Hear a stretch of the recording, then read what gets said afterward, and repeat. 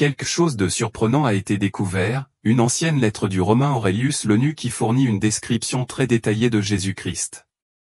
Aurèle avait vu Jésus de ses propres yeux, le connaissait de près et avait écrit plusieurs lettres à César à Rome racontant tout ce qu'il avait vu. Aujourd'hui, nous allons explorer chaque partie de cette description de Jésus-Christ, et vous constaterez peut-être que votre perception de lui pourrait complètement changer d'ici la fin de cette vidéo. Dans de nombreuses régions du monde, des peintures et des œuvres d'art représentent Jésus comme un homme à la peau claire, aux yeux bleus et aux cheveux longs. Mais Jésus ressemblait-il vraiment à ça? Ou à quoi ressemblait-il réellement? C'est une question que l'on se pose souvent. Découvrons la réponse maintenant. Si vous croyez en Dieu et regardez cette vidéo, prenez un moment pour vous abonner à la chaîne. Ce que nous savons généralement de l'apparence physique de Jésus vient de films, d'images et de récits de quelqu'un qui a vécu sur Terre il y a plus de 2000 ans. En nous basant sur la Bible et des études scientifiques plus récentes, nous pouvons avoir une meilleure idée de ce à quoi il aurait pu ressembler. La découverte de la lettre d'Aurèle Launu a attiré l'attention du monde entier car elle détaille à quoi ressemblait Jésus. Étant un témoin oculaire qu'il a vu personnellement, Aurèle écrivait fréquemment à César à Rome pour rapporter ce qu'il avait observé. Il est donc important d'analyser la façon dont cet homme a décrit Jésus. Pendant de nombreux siècles, notamment en Occident, l'image la plus courante de Jésus-Christ est celle d'un homme à la peau claire, aux longs cheveux ondulés, généralement châtain clair ou blond, à la barbe et souvent aux yeux bleus. Cependant, la Bible ne fournit pas de description physique de Jésus, et tout porte à croire que son apparence était probablement très différente des représentations artistiques. Les dirigeants de l'Église du IIe siècle, comme Justine Martyr et Origène, se sont référés au livre d'Isaïe 53 pour indiquer que l'apparition de Jésus n'était pas remarquable. Il n'avait ni beauté ni majesté pour nous attirer vers lui, rien dans son apparence qui nous pût le désirer. De plus, Origène et d'autres ont mentionné que Dieu avait une apparence plus commune, loin des images idéalisées. Dans le psaume 45, il y a une description qui parle de Jésus comme du plus beau des hommes, ce qui suggère que peut-être chaque personne perçoit Jésus d'une manière unique en fonction de sa propre expérience spirituelle avec lui. Saint Augustin a également commenté cela, affirmant que chaque personne visualise Jésus différemment. Il a mentionné que bien que les représentations imaginées de Jésus soient infiniment variées, il n'avait qu'une seule véritable apparence. Selon Saint Augustin, la façon dont nous imaginons Jésus n'influence pas notre salut. Ce qui compte vraiment, c'est de l'éliminer en tant qu'être humain. Au IVe siècle, l'évêque Eusèbe de Jérusalem expliquait que le Sauveur apparaissait de différentes manières à chacun selon ses besoins. Pour ceux qui ont besoin de joie, il se révèle comme une vigne. Pour ceux qui cherchent un chemin, il est la porte. Pour ceux qui ont besoin d'intercession, il est un grand prêtre, et pour les pécheurs, il est un agneau sacrificiel. Jésus s'adapte à chacun tout en conservant son essence immuable et la dignité de son rôle de fils de Dieu. Tel un médecin et un enseignant attentionné, il s'adapte à nos limites. Il est intéressant de noter que les premières représentations de Jésus le représentent comme un personnage jeune et idéalisé. Cependant, après que l'empereur romain Constantin ait légitimé le christianisme au IVe siècle, les images du Christ ont commencé à changer de manière significative, la figure du Christ barbu devenant prédominante. Ce changement peut être lié à la nouvelle sécurité permettant d'exposer des reliques importantes telles que le mandilion. De nombreux érudits pensent que cette relique est ce que nous connaissons aujourd'hui sous le nom de suaire de Turin et de voile de Véronique, considérée comme contenant des images miraculeuses du Christ créées sans intervention humaine. La seule description physique de Jésus dont nous disposons provient d'une copie d'une lettre envoyée par le Sylle Launu romain à l'empereur Tibère, trouvée dans un monastère avec d'autres documents anciens. Selon cette copie, la lettre originale date de la 12e année du règne de l'empereur romain Tibère. Les documents historiques indiquent qu'un Romain nommé Laenu se trouvait en Judée lors du procès et de la crucifixion de Jésus, et sa famille influente est mentionnée par l'historien juif Joseph dans son ouvrage Antiquité des Juifs. Cependant, l'authenticité de cette lettre est remise en question par certains chercheurs. Dans la lettre, Laenu décrit Jésus comme ayant un visage noble et expressif, des cheveux clairs et légèrement ondulés, des sourcils foncés et arqués, des yeux bleus intenses et une expression extrêmement gracieuse. Il mentionne que Jésus avait un long nez, une barbe presque blonde et pas très longue, et des cheveux longs qui n'avaient jamais été coupés. Son cou était légèrement incliné, ce qui ne le faisait paraître ni sévère ni arrogant. Le visage de Jésus est bronzé et de couleur maïs mûr, il affiche le sérieux, la sagesse, la douceur et la gentillesse, sans aucun signe de colère. Cette description peut être complétée par les informations obtenues du suaire de Turin. Le professeur Giovanni Giudica Cordiglia, expert du linceul et professeur universitaire de médecine légale, a analysé les données et a conclu que l'homme enveloppé dans le linceul était d'une grande beauté et d'une stature remarquable, mesurant environ 6 pieds de haut avec des proportions physiques parfaites. Le tissu montre qu'il avait un visage doux, un front large et droit, un nez droit légèrement incliné vers le bas et de grosses joues légèrement saillantes.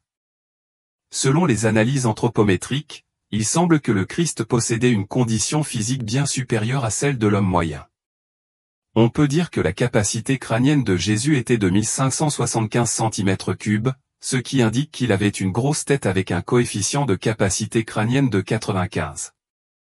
Cela suggère que le poids de son cerveau était d'environ 1,5 kg, bien au-dessus de la moyenne, caractéristique de quelqu'un avec un génie extraordinaire. En 1940, l'artiste Warner Solomon a créé le tableau Tête du Christ, qui est devenu extrêmement populaire, reproduit dans des centaines de millions d'objets tels que des gravures, des plaques, des marque-pages, des cartes de vœux et même des produits comme des horloges et des tasses à café. Stephen Prothro, auteur du livre American Jésus, commente que la popularité de cette image a transformé Jésus d'une figure familière en une icône nationale aux États-Unis, reconnue par des gens de toute race et religion. Selon Prothro, cette représentation de Jésus est devenue la plus populaire au monde, dépassant même la scène de Léonard de Vinci. La tête du Christ est un objet de dévotion personnelle et également d'étude académique. Dans les années 1990, une étude financée par le Lilly Endowment a évalué l'impact de l'art de Salomon sur la religion en Amérique. L'historien de l'art David Morgan a coordonné le projet, qui a abouti à la publication d'un recueil d'essais et de documents de conférences sous le titre Icon of American Protestantism, The Art of Warner Solomon. Au cours du projet, Morgan a recueilli plus de 500 réponses personnelles sur le travail de Salomon. La majorité des personnes interrogées ont déclaré que l'image les avait séduits car elle ressemblait exactement à ce qu'ils imaginaient Jésus, la considérant comme la représentation la plus précise de son apparence. C'est une perspective intéressante, étant donné que personne dans les années 1990 n'aurait pu être témoin de l'apparition réelle de Jésus au 1er siècle. Morgan suggère que le sentiment d'authenticité et l'admiration généralisée pour la tête du Christ de Salomon peuvent être partiellement attribués aux qualités presque photographiques du portrait, qui lui donnent une apparence réaliste, le faisant ressembler à un souvenir personnel. Il note que les contours légèrement flous et l'éclairage subtil ressemblent à des photographies de studio de membres de la famille et d'êtres chers que de nombreuses personnes emportent avec elles.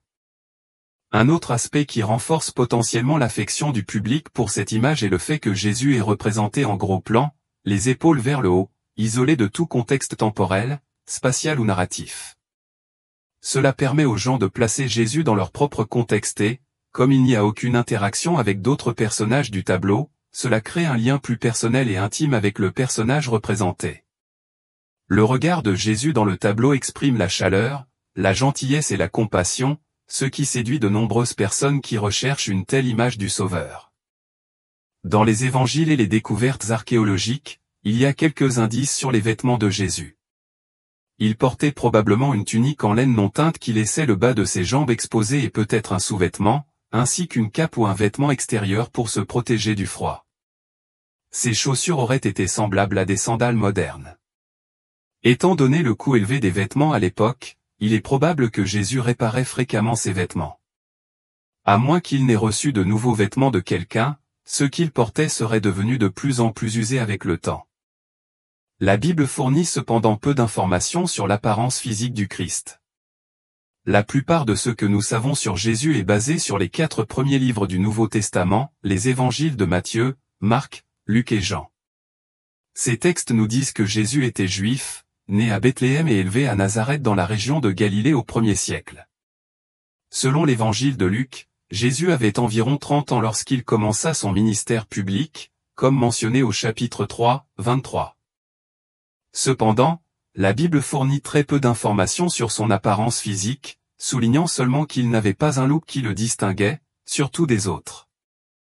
En témoigne l'épisode du jardin de Gethsémani avant sa crucifixion, où Judas Iscariote a dû identifier Jésus aux soldats parmi les disciples, probablement parce qu'il ne se distinguait pas physiquement.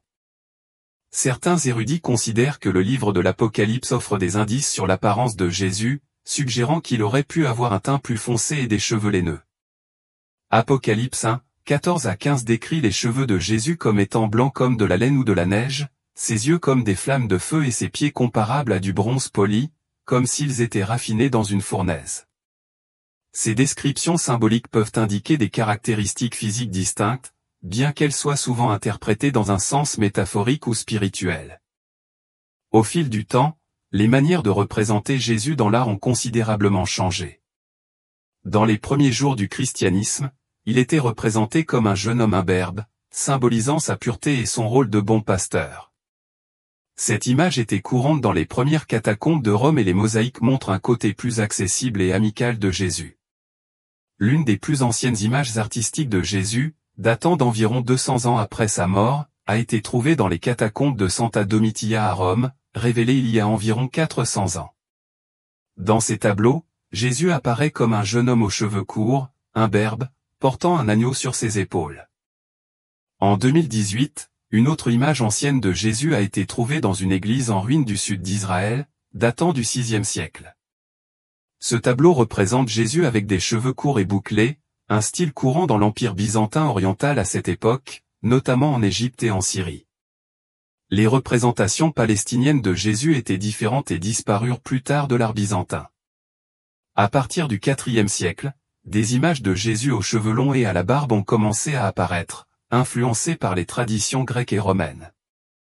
Dieu, en particulier Zeus, dans cette phase, Jésus était souvent vu dans une longue tunique, assis sur un trône, comme dans la mosaïque du VE siècle de l'église de Santa Pudenziana à Rome, parfois même avec une auréole autour de la tête. Cependant, il est important de se rappeler que toutes les représentations de Jésus ne suivent pas ce modèle occidental.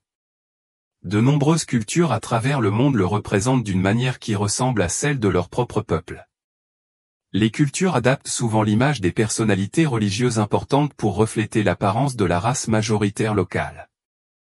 L'une des reliques les plus célèbres associées à Jésus est le suaire de Turin, révélé en 1354. Beaucoup pensent que ce tissu a recouvert Jésus après sa crucifixion et que l'image imprimée dessus montre le visage de Jésus. Bien que son authenticité suscite de nombreux débats, certains se demandent si nous devrions utiliser le linceul comme référence pour savoir à quoi il ressemblait. En 2001, Richard Nive, artiste et médecin à la retraite, a rejoint une équipe d'anthropologues légistes d'Israël et du Royaume-Uni, ainsi que des programmeurs, pour créer une nouvelle image de Jésus. Ils ont utilisé un crâne du 1er siècle provenant de la région d'Israël et des techniques de modélisation informatique pour reconstruire l'apparence en se basant sur la connaissance des traits physiques des Juifs de cette période. Bien que personne ne prétende que cette reconstruction corresponde exactement à l'apparence de Jésus, elle représente un personnage mesurant environ 1,65 m de haut, avec une peau plus foncée, des yeux foncés et des cheveux courts et bouclés. Cette image est considérée par les érudits comme une représentation plus probable de sa véritable apparence. Si l'iconographie de Jésus en Occident est la plus connue, dans d'autres parties du monde, il est représenté de différentes manières, comme en noir, arabe ou hispanique. Cela soulève une question importante, à quoi ressemblait réellement Jésus?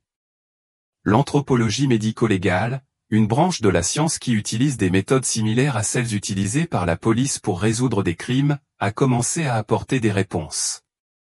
Des scientifiques britanniques, avec le soutien d'archéologues israéliens, ont réussi à créer une image qu'ils considèrent comme la représentation la plus précise du visage de Jésus.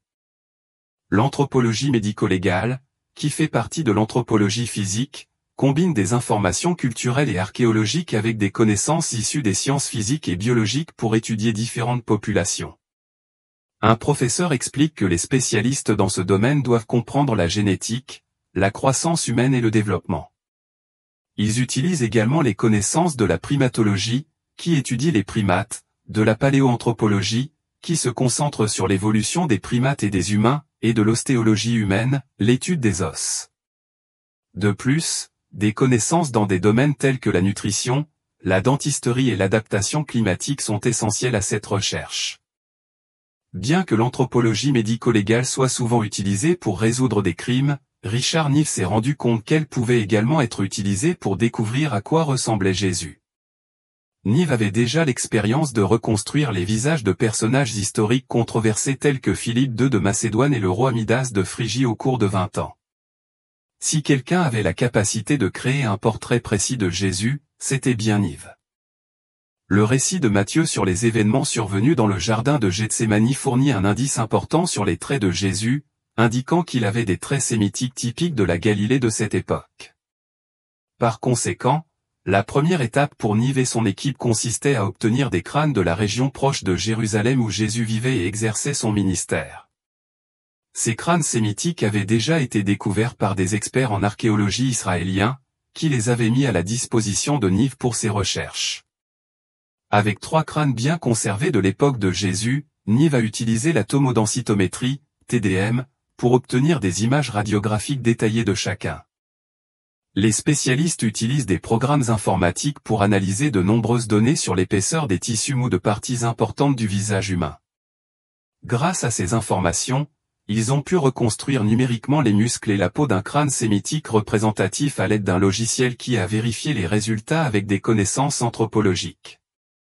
À partir de ces données, l'équipe a créé une reconstruction numérique 3D du visage. Ensuite, ils ont réalisé un moule du crâne et ont appliqué de l'argile sur l'épaisseur indiquée par les mouchoirs, selon le logiciel, en ajoutant une peau artificielle. Le nez, les lèvres et les paupières ont été modelés selon la forme des muscles situés en dessous. Cependant, 2 détails importants ne pouvaient pas être déterminés uniquement par le crâne, la couleur des cheveux et de la peau de Jésus.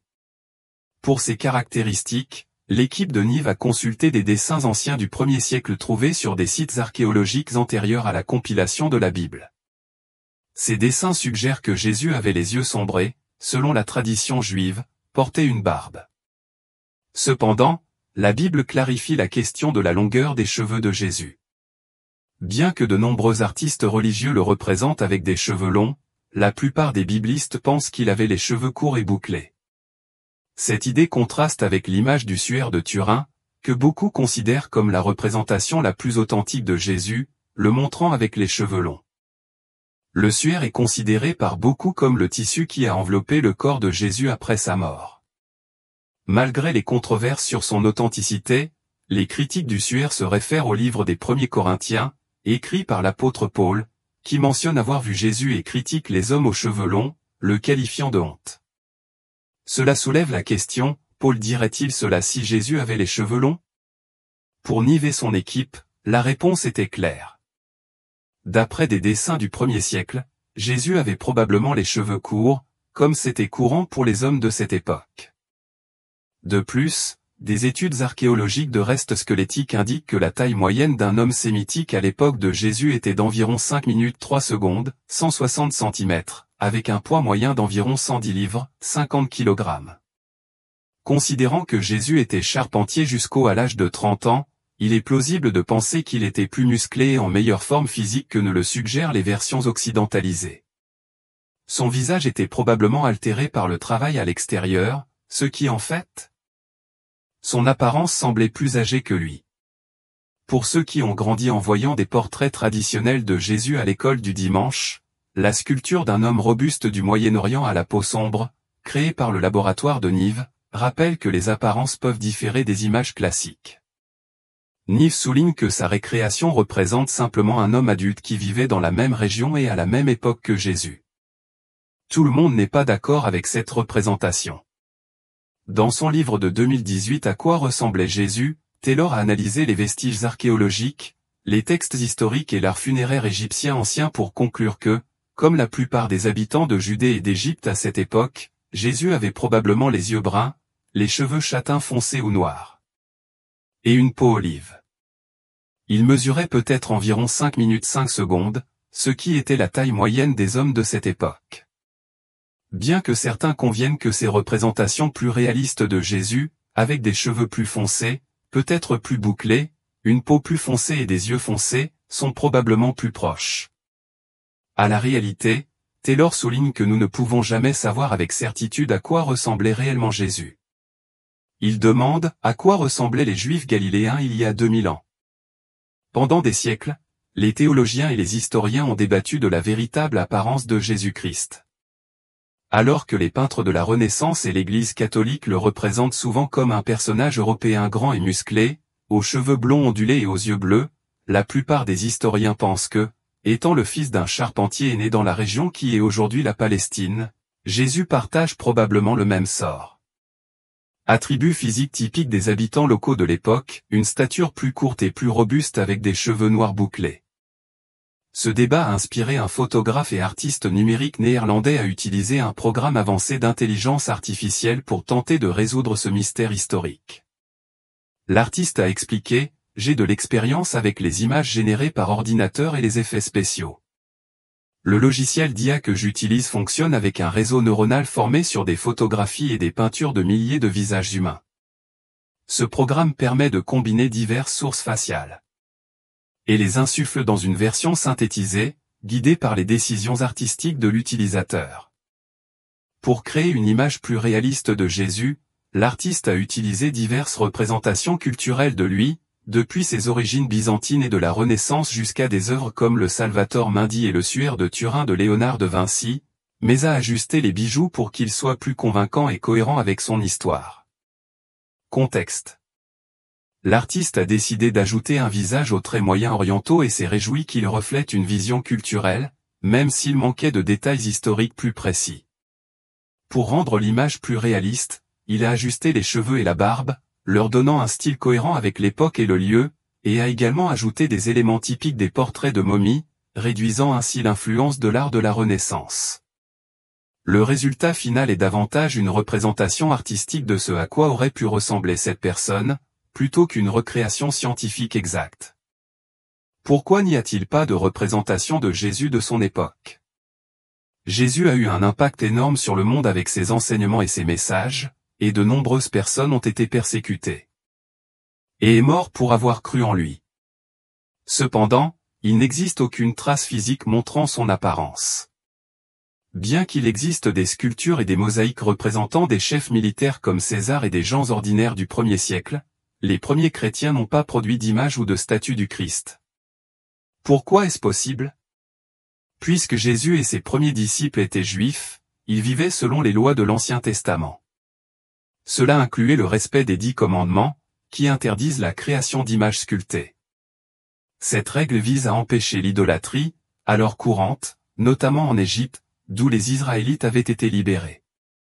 Dieu a ordonné: « Tu ne te feras pas d'image taillée ni aucune ressemblance de quoi que ce soit de ce qui est dans les cieux en haut, ou sur la terre en bas, ou dans les eaux sous la terre. » Il voulait que son peuple n'adore que lui et non des idoles ou des images, comme le faisaient d'autres peuples.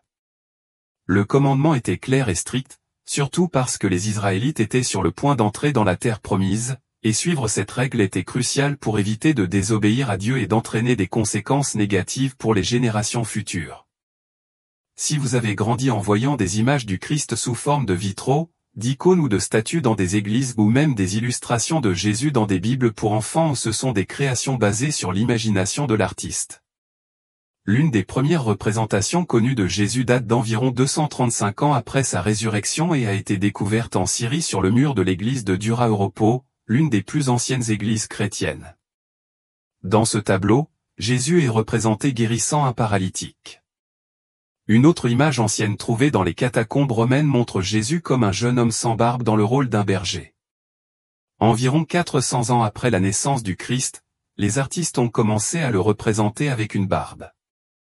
Dans l'Église primitive, l'art avait pour objectif d'éduquer les fidèles sur la Bible. De nombreux adeptes étaient analphabètes, alors les peintures et les sculptures les aidaient à mémoriser les histoires de Jésus. L'art était un élément essentiel de la culture romaine et a été adopté par les premiers chrétiens. L'influence de l'art romain, grec et syrien a joué un rôle important dans la conception du christianisme en matière de représentations artistiques. Ainsi, les œuvres d'art anciennes et modernes reflètent non seulement la vision de l'artiste mais aussi la culture de leur époque. Par exemple, si vous regardez les peintures du Christ de Rembrandt au XVIIe siècle, vous verrez qu'il représente Jésus de manière très différente des manuscrits médiévaux enluminés du Xe siècle. Cela montre clairement comment la vision de l'artiste et la culture de l'époque ont influencé des détails tels que les vêtements, la couleur des cheveux et le style de Jésus. Cela nous fait réfléchir sur ce que ces représentations signifient pour nous aujourd'hui. La vie nous rappelle que Dieu valorise ce qui est dans le cœur, et non l'apparence extérieure. Lorsque Dieu a ordonné au prophète Samuel de choisir un nouveau roi pour Israël, il a souligné que Samuel ne devrait pas tenir compte de l'apparence ou de la taille de Saül, car Dieu regarde le cœur, contrairement aux hommes qui se concentrent sur l'extérieur. Cela nous apprend à ne pas juger les gens sur leur apparence, comme Jésus l'a enseigné, ne jugez pas sur les apparences, mais jugez avec un jugement juste. Il est intéressant de noter que, même s'ils ont voyagé et vécu avec Jésus, des disciples comme Matthieu, Marc, Pierre et Jean, qui ont écrit des livres sur lui, n'ont pas inclus de description de son apparence physique. Les auteurs du Nouveau Testament nous encouragent à nous concentrer sur les messages et les enseignements de Jésus, et non sur son apparence. Cela souligne l'importance de regarder au-delà des apparences et de valoriser ce que les gens ont à l'intérieur. Lorsque nous nous sentons ordinaires, négligés ou même sous-estimés, ou lorsque les jugements des autres nous piquent, ou lorsque l'on se moque de notre apparence, il est important de se rappeler que Jésus, lui aussi, était autrefois considéré comme une personne ordinaire.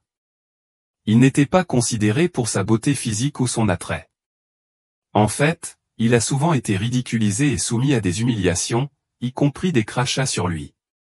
Les gens ont tendance à porter des jugements basés sur les apparences extérieures, mais en tant que chrétiens, nous sommes appelés à nous élever au-dessus de ces normes superficielles. Notre véritable valeur ne réside pas dans notre apparence, dans notre popularité ou dans la façon dont les autres nous perçoivent comme attirants. Au lieu de cela, notre valeur vient de la vérité simple et profonde selon laquelle nous sommes aimés de Dieu et créés à son image. Il y a des moments où nous pouvons avoir du mal à comprendre l'image majestueuse de Jésus aux des yeux flamboyants comme du feu, une voix qui rugit comme des eaux tumultueuses, parce qu'il est plus facile de s'identifier à l'image d'un humble paysan galiléen. Il peut sembler plus naturel d'imaginer Jésus comme l'homme qui a marché parmi nous, partageant nos luttes et nos joies, que de saisir la figure divine impressionnante dont la présence illumine les cieux. Dans les moments où nous sommes spirituellement remplis ou remplis de respect, nous pouvons avoir du mal à concilier l'idée de Jésus sans attrait physique avec l'image de lui en tant qu'être rayonnant, dont la lumière surpasse le soleil lui-même. Cependant, l'apparence physique de Jésus n'est pas essentielle pour expérimenter la puissance de son amour et de sa grâce dans nos vies. Il n'est pas nécessaire de savoir à quoi il ressemblait pour ressentir la confirmation de l'esprit de son rôle de sauveur. L'impact de son expiation ne dépend pas du fait que nous ayons une image mentale exacte de lui, mais plutôt de l'effet transformateur de son sacrifice et de la relation que nous cultivons avec lui. De plus, il n'est pas nécessaire de voir son visage maintenant pour savoir que, le moment venu, nous le reconnaîtrons avec une parfaite clarté et affection dans le futur, lorsque nous serons réunis avec lui dans l'éternité. Même si nous pouvons nous interroger sur son apparence physique, ceux qui sont fidèles, qui ont été baptisés en son nom, peuvent être certains d'une vérité inébranlable: il viendra un temps, après la fin de notre vie terrestre, où nous nous tiendrons devant Jésus.